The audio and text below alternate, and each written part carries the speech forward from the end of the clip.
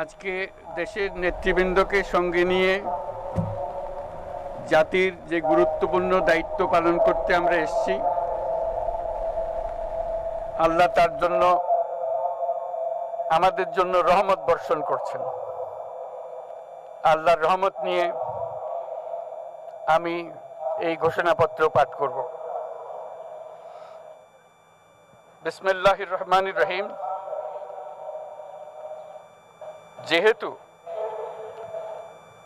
উপনিবেশ বিরোধী লড়াইয়ের সুদীর্ঘকালের ধারাবাহিকতায় এই ভূখণ্ডের মানুষ দীর্ঘ 23 বছর পাকিস্তানের স্বৈরশাসকদের বঞ্চনা ও শোষণের বিরুদ্ধে রুখে দাঁড়িয়েছিল এবং নির্বিচার গণহত্যার বিরুদ্ধে গণপ্রতিরোধ গড়ে 1971 সালের 26শে মার্চ স্বাধীনতা ঘোষণা করে রক্তক্ষয়ী মুক্তিযুদ্ধের মাধ্যমে জাতীয় মুক্তির লক্ষ্যে বাংলাদেশ রাষ্ট্র প্রতিষ্ঠা করেছিল। এবং যেহেতু বাংলাদেশের আপামর জনগণ দীর্ঘ আন্দোলন সংগ্রামের মধ্য দিয়ে এই ভূখণ্ডে স্বাধীনতার ঘোষণাপত্রে বিবৃত সাম্য, মানবিক মর্যাদা, সামাজিক সুবিচারের ভিত্তিতে উদার গণতান্ত্রিক রাষ্ট্র বিনির্মাণের আকাঙ্ক্ষাকে বাস্তবায়নের জন্য সর্বোচ্চ ত্যাগ স্বীকার করেছে, এবং যেহেতু স্বাধীন বাংলাদেশের 1972 সালের সংবিধান প্রণয়ন পদ্ধতি এর কাঠামোগত দুর্বলতা ও অপপ্রয়োগের ফলে স্বাধীনতা পরবর্তী আওয়ামী লীগ সরকার মুক্তিযুদ্ধের জন আকাঙ্ক্ষা পূরণে ব্যর্থ হয়েছিল এবং গণতন্ত্র ও রাষ্ট্রীয় প্রতিষ্ঠানগুলোর কার্যকারিতা ক্ষুণ্ণ করেছিল। এবং যেহেতু স্বাধীনতা পরবর্তী আওয়ামী লীগ সরকার স্বাধীনতার মূল মন্ত্র গণতান্ত্রিক শাসন ব্যবস্থার বিপরীতে বাকশাল নামে সাংবিধানিকভাবে একদলীয় শাসন ব্যবস্থা কায়েম করে এবং মত প্রকাশ ও বিচার বিভাগের স্বাধীনতা হরণ করে, যার প্রতিক্রিয়ায় 1975 সালের 7ই নভেম্বর দেশের সিপাহী জনতার ঐক্যবদ্ধ বিপ্লব সংগঠিত হয় এবং পরবর্তী সময়ে একদলীয় বাকশাল পদ্ধতির পরিবর্তে বহুদলীয় গণতন্ত্র, মত প্রকাশ ও বিচার বিভাগের স্বাধীনতা পুনঃপ্রবর্তনের পথ সুগম হয়। এবং যেহেতু 80-র দশকে সামরিক স্বৈরশাসনের বিরুদ্ধে দীর্ঘ 9 বছর ছাত্র জনতার অবিরাম সংগ্রামের মধ্য দিয়ে 1990 সালে গণ অভ্যুত্থান সংগঠিত হয় এবং 91 সনে পুনরায় সংসদীয় গণতান্ত্রিক শাসন ব্যবস্থার প্রবর্তন করা হয়। এবং যেহেতু দেশি বিদেশি চক্রান্তে সরকার পরিবর্তনের গণতান্ত্রিক প্রক্রিয়া ব্যাহত হওয়ায় 1/11 মতো ষড়যন্ত্রমূলক ব্যবস্থার মাধ্যমে বাংলাদেশে শেখ হাসিনার একচ্ছত্র ক্ষমতা, আধিপত্য এবং ফেসিবাদের পথ সুগম করা হয়।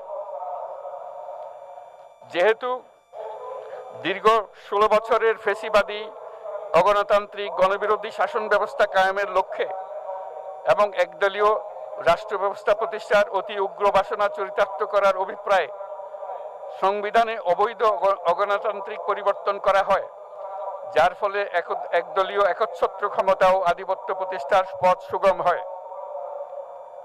এবং যেহেতু শেখ হাসিনার আওয়ামী লীগ সরকারের দুঃশাসন, গুম খুন, আইন বহির্ভূত হত্যাকাণ্ড, মত প্রকাশের স্বাধীনতা হরণ এবং একদলীয় স্বার্থে সংবিধান সংশোধন ও পরিবর্তন বাংলাদেশের সকল রাষ্ট্রীয় সাংবিধানিক প্রতিষ্ঠানসমূহকে ধ্বংস করে।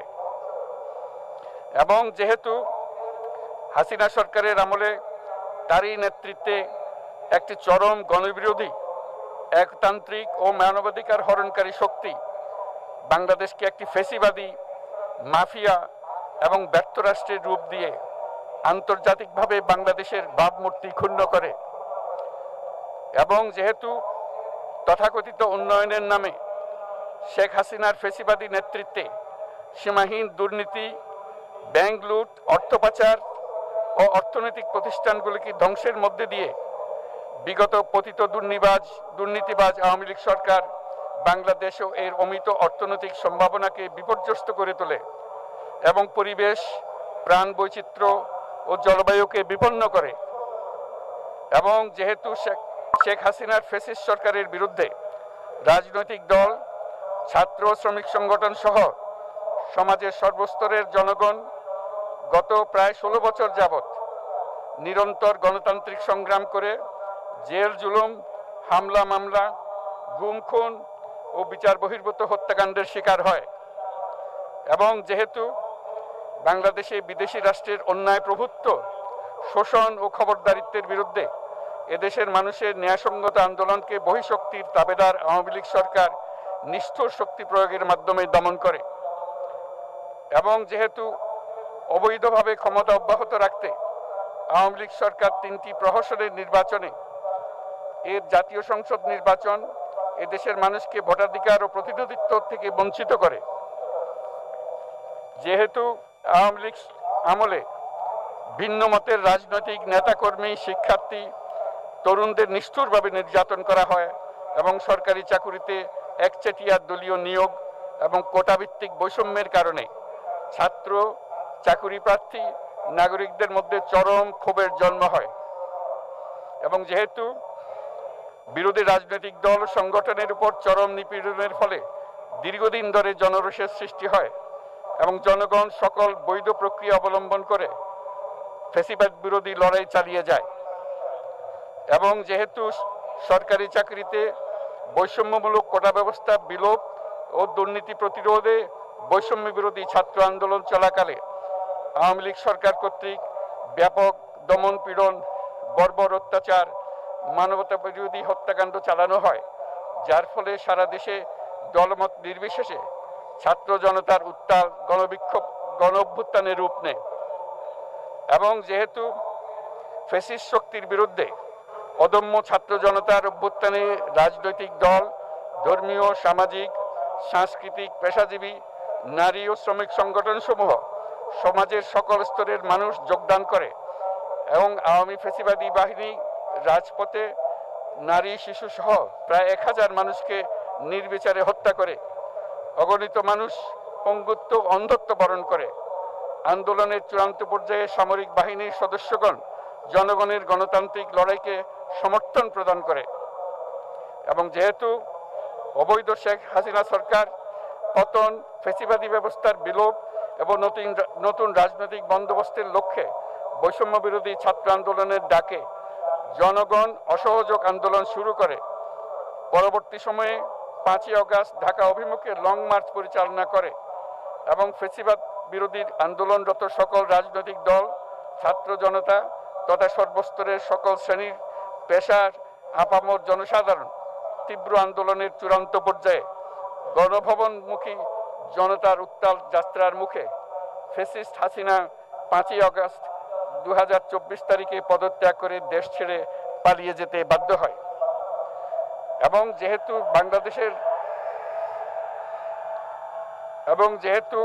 বাংলাদেশের রাজনৈতিক ও সাংবিধানিক সংকট মোকাবেলায় গণ অভ্যুত্থানের মধ্য দিয়ে ব্যক্ত জনগণের সার্বভৌমত্বের প্রত্যয় ও প্রয়োগ রাজনৈতিক ও আইনি উভয় দিক থেকে যুক্তিসঙ্গত, বৈধ ও আন্তর্জাতিকভাবে স্বীকৃত।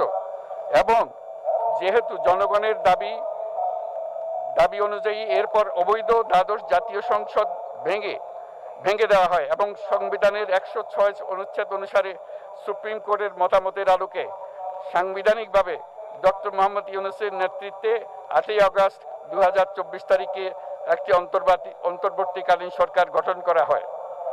এবং যেহেতু বাংলাদেশের সর্বস্তরের জনগণের ফ্যাসিবাদ বিরোধী তীব্র আকাঙ্ক্ষা এবং ছাত্র জনতার অভ্যুত্থানের মধ্য দিয়ে ফ্যাসিবাদ, বৈষম্য, দুর্নীতিমুক্ত সমাজ ও রাষ্ট্র বিনির্মাণের অভিপ্রায় প্রকাশিত হয়,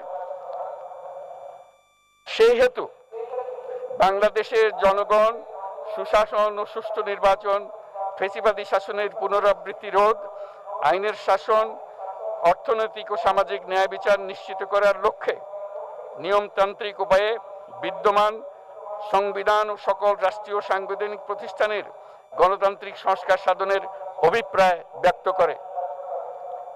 এবং সেহেতু বাংলাদেশের জনগণ বিগত 16 বছরের দীর্ঘ ফেসিবাদ বিরোধী আন্দোলন সংগ্রামকালে এবং 2024 সালের জুলাই গণঅভ্যুত্থানকালীন সময়ে ফ্যাসিস্ট আওয়ামী লীগ সরকার কর্তৃক সংগঠিত গুম খুন, হত্যা, গণহত্যা, মানবাধিকার বিরোধী অপরাধ ও সকল ধরনের নির্যাতন, নিপীড়ন ও রাষ্ট্রীয় সম্পত্তি লুণ্ঠনের অপরাধসমূহের দ্রুত উপযুক্ত বিচারের দৃঢ় অভিপ্রায় ব্যক্ত করছে।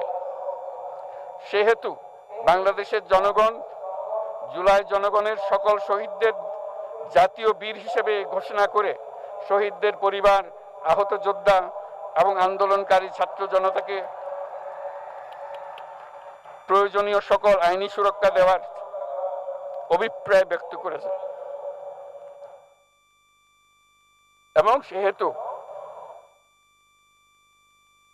বাংলাদেশের জনগণ যুক্তিসঙ্গত সময়ে আয়োজিতব্য অবাধ ও সুষ্ঠু ও নিরপেক্ষ একটি নির্বাচনের মাধ্যমে গঠিত জাতীয় সংসদে প্রতিশ্রুত প্রয়োজনীয় সাংবিধানিক সংস্কারের মাধ্যমে দেশের মানুষের প্রত্যাশা, বিশেষত তরুণ প্রজন্মের আকাঙ্ক্ষা অনুযায়ী আইনের শাসন ও মানবাধিকার, দুর্নীতি, শোষণমুক্ত, বৈষম্যহীন ও মূল্যবোধ সম্পন্ন সমাজ এবং গণতান্ত্রিক রাষ্ট্র ব্যবস্থা প্রতিষ্ঠার অভিপ্রায় ব্যক্ত করেছে এবং সেহেতু বাংলাদেশের জনগণ এই প্রত্যাশা ব্যক্ত করছে যে একটি পরিবেশ ও জলবায়ু সহিষ্ণু, অন্তর্ভুক্তিমূলক, টেকসই উন্নয়ন কৌশলের মাধ্যমে বর্তমান ও ভবিষ্যৎ প্রজন্মের অধিকার সংরক্ষিত হবে এবং সেহেতু বাংলাদেশের জনগণ এই অভিপ্রায় ব্যক্ত করছে যে ছাত্র গণঅভ্যুত্থানের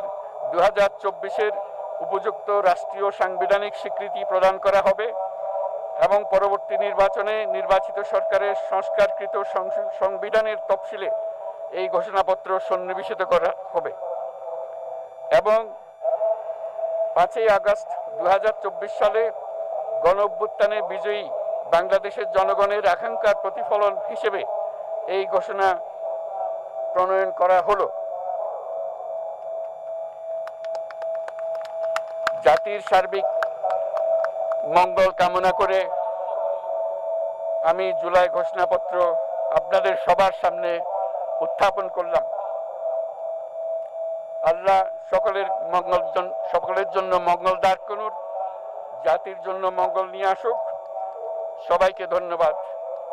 আল্লাহ হাফেজ।